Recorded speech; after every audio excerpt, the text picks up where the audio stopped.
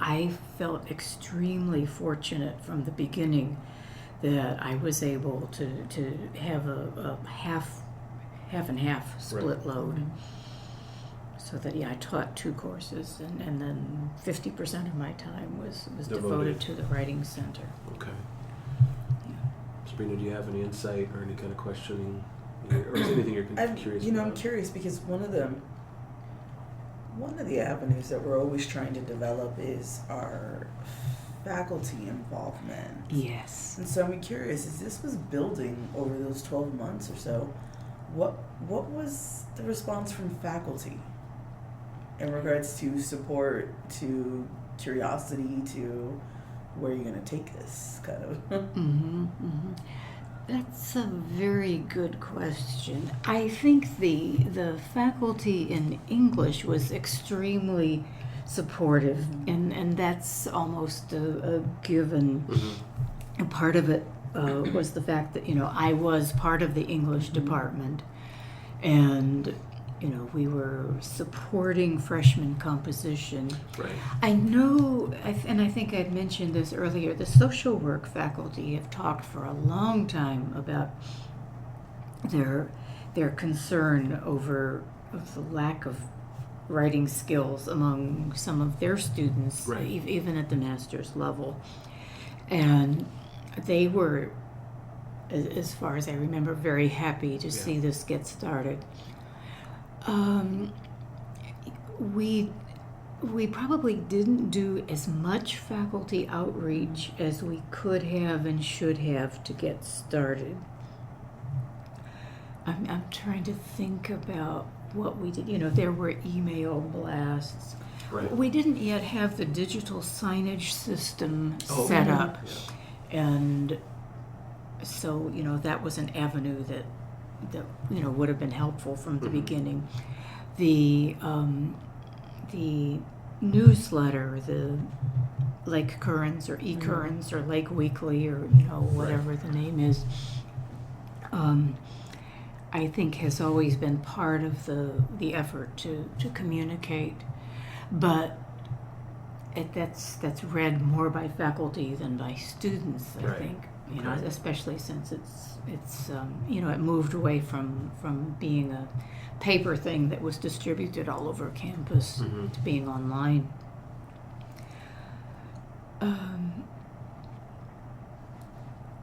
I know that in the last year or two of my directorship, I had the opportunities to sit down with the deans and talk with them about the Writing Center. And that may have been the very last year, because I was delighted to find out that Dr. Laney in Arts and Sciences and Dr. Evans in School of Professional Services and the Warden School, excuse me, and Dr. Banks in the School of Business and Leadership, that they had all, I believe, profited from writing centers in their own work as students, right. And had seen good writing centers operating. And then they gave me the opportunity to speak to their faculty meetings at the beginning of that academic year. I think that was very helpful. I talked also to staff members once or twice at staff organization meetings, because a lot of staff members are also students. Yes. And a lot of them are mentors to students who are work studies in their offices. Right. So that outreach is important as well. I think that one of the things I would have done better and differently from the beginning, if I had more sense and energy, would have been to reach out much more consistently to faculty. There was one point I'm not even sure it lasted an entire semester, near the beginning, when I would email faculty members, say at the end of the month, and say, X number of your students came to the writing center this month. Okay. And I think they were happy to get that know progress that. Right, reported. right. I don't remember whether I identified by names or not. Right. But even that little bit of communication, I think was welcome. I could definitely see I'm really losing my words today. It's a Saturday. The benefits, like you said, the benefits Sure. of at least letting those professors know. And also, would you say that those folks you kept in contact with, were they in some of the more, I don't know, the word concerning is not the correct word, but, where, like you said, serving freshman composition courses, were some of those the ones you would communicate with just to let them know their students showing up? So, I don't remember any particular pattern to it. Okay. At the beginning, I think it's sort of a self-perpetuating cycle in a lot of ways. If somebody habitually either sends students or even Right. asks, can you come to my class Right. and talk about the writing center, then the communication keeps on going. Yeah. Just keeps moving. Thank you for letting us come to your class. Right. I think we did some good outreach in offering to come and advertise Right. to classes from the beginning. Again, sometimes it's hard for faculty members to figure out a time when, I can spare 5 minutes for you, Yeah, I come could and- definitely see, like you said, carving out that time. Sure. Kind of comes back, like you said, with the staff, but now it's, with the faculty, it's like, I have 5 minutes between whatever tasks or duties, so Exactly. go ahead and come on in. Mhm. And it's funny because now I find that whenever I've only done a handful of class visits in the Mhm. last semester, Good. they're very welcoming. Yes, Mhm. yes. And specifically, we had a former writing consultant who was teaching last semester, and he was Good. trying to, get as many of us in there, Good. and really did kind of preach the gospel, as it were, of the Writing Center, and even others, without any direct affiliation to the Writing Center. They probably benefited, as you said, professionally as a student, and they're like, yeah, please come on in and let us know.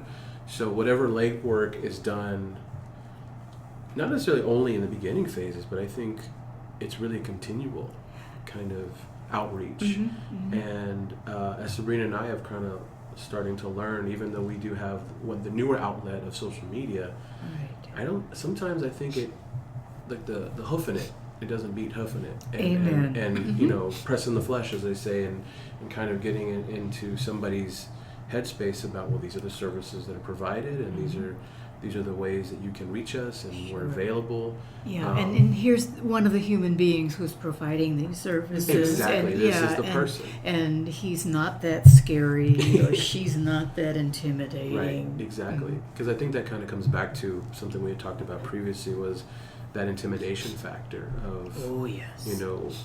clearly these people know too much about one subject, and I'm going to feel inferior to them or something.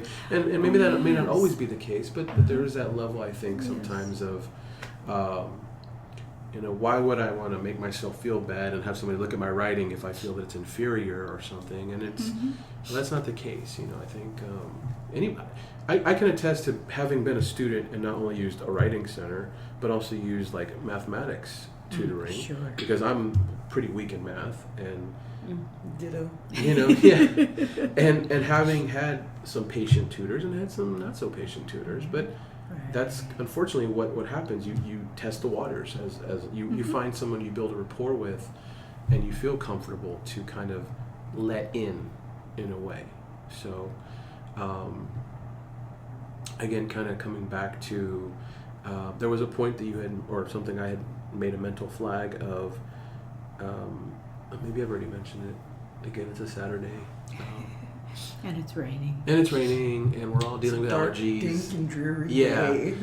It's a yeah. I was going to say, there are no windows in here. No, there's a a skinny window. window. Yeah, it's There's a hidden window with the plant. That's where the plant is. I couldn't find it. Oh, you were kind of concerned I was about. looking Oh yeah, I for remember it you were looking for the plant the recently. other day.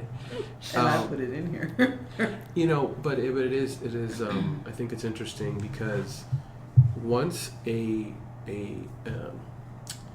service becomes almost like an entity, in the sense of, you know who started it, who's there, who's a part of it, that you know that somebody's going to reach out and reply back to any kind of inquiries that come in, be it a phone call, an email. Yeah. Once you have a consistency, once you have this reputation, in a good way, it's hard to shake that thing.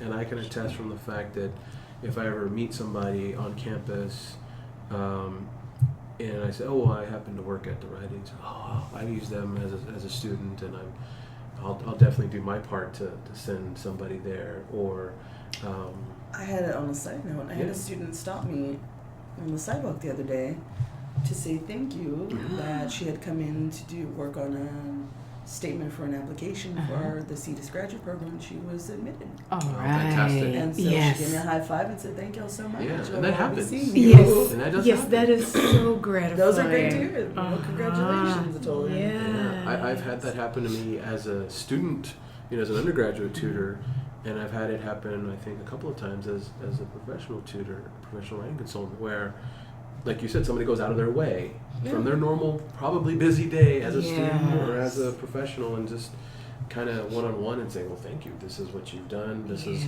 kind of and I always try to, I don't want to say it's modesty, but it's like, well, I was only a part of the process is where I look at it. I didn't make anything happen. I was there to help kind of maybe, if anything, guide them into. Yeah, but you were the one who sat down with me. Exactly. Yes, you exactly. were the face and the I think voice. that's what it is that you, as a writing consultant, you're the one who will take the time to sit there and hear about what's going on with it. And I think that's something, I think it's just maybe the society we're in, and the instantaneous feedback, gratification that we're in, yeah. that somebody's saying, let's work on this. It's a welcome change. And I think, too, that a lot of times we say, oh, I know when I'll tell a student, well, just about anybody can at least be a part of your learning process. If you have a friend, family member, roommate, whoever can sit down and listen to your writing. But I think we take for granted sometimes the ease at which to find those people. Because it's not always at their fingertips to be able to find somebody to sit down and say, oh yeah, sure, let's spend 5 or 10 minutes or maybe more. And I think I was blessed in the sense that I did have parents who were very hands-on and wanted to be a part of my learning process. So when it came to reading, learning how to read, and then learning how to write, my parents aren't professional editors by any means, but they knew when something didn't quite sound right. Yes. And they knew how to guide me into that. Like, well, maybe you should, take a look at this. Okay. And to this day, if I have something important that I want to work on, I'll run it by my mother or my father and say, can you just read this and tell me what, or listen to me read it and tell me if it plays differently than my genius factory that I think my mind is. And I think, again, we sometimes can forget. I know I forget sometimes that, like Sabrina said, maybe I am in that moment that only person who will sit down and take the time to listen. That's the root of it. That's what it goes back to, is the idea that someone will sit there and listen to you. Right. Especially when, no offense, maybe professors listening don't take offense, but especially since professors are busy. Oh, very, very busy. Not everybody, they have how many courses, how many students per course, and not, unfortunately, they are not in a position to be able to spare all the time, so many hours a day, to listen to somebody. And I can almost bet many of them would love to just have. Or some of them try their best to make themselves available. Yeah, they really do. But the realistic part of it is they're not able to. Teaching somewhere else, or just their own personal, professional schedule doesn't always allow for that. And as I think sometimes we feel the role that we play sometimes is to kind of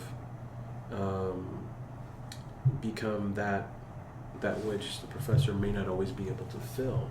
Like you said, just listening, becoming the sounding board sometimes, and giving them the professional guidance that we all have, the training and stuff like that. So I do believe it is important that we recognize, as writing center professionals, wherever the location of these writing centers are, they do play a very important role in not only the intellectual growth of an organization or of a university, but the actual physical growth. And I think those two can very much be hand in hand, because as you start growing intellectually, you're probably going to see some kind of physical growth also take place that you need to address just the same. So if enrollment increases, you need to make sure that you have student services that can address any of those concerns. Mm-hmm.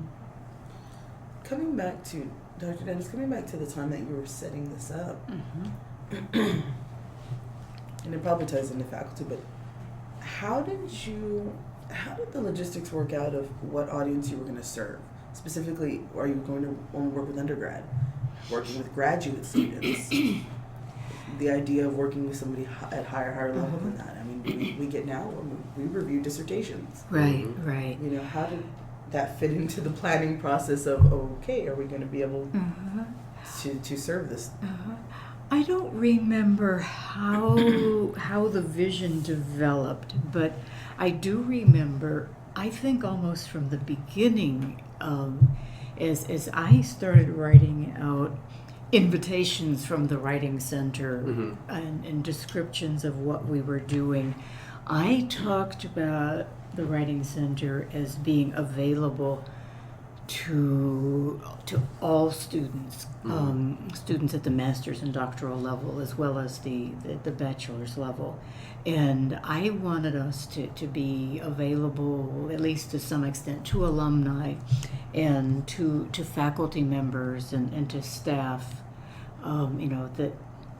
that we could, I envisioned us working with faculty to sometimes review assignments and offer feedback and say, this is the kind of problem that your students might have with these directions. Right. Or, in the past we've had students who've come to us and they weren't quite sure how to do this. You might want to explain a little bit further how to develop a philosophy of education and so on.